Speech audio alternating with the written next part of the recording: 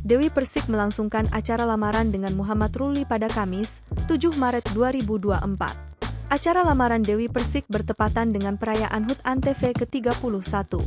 Dewi Persik menangis haru saat acara lamaran berlangsung.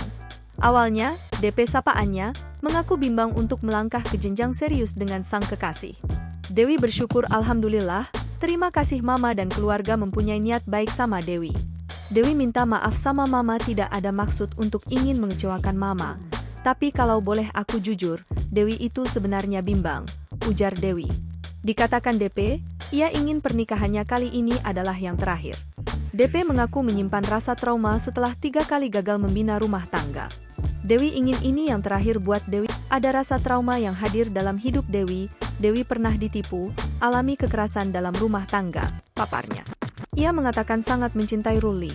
Dewi dari lubuk hati yang paling dalam, Dewi mencintai Mas Ruli, ucapnya. Dewi meminta untuk diberikan waktu untuk meyakinkan diri bersatu bersama Ruli kepada calon mertuanya. Dewi ingin mama memberikan waktu untuk Dewi dan Mas Ruli untuk berproses.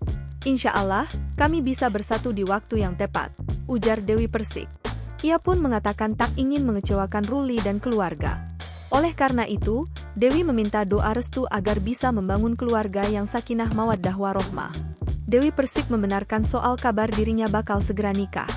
Itu setelah santer kabar Dewi Persik bakal nikah dengan sang pacar pilot, Ruli.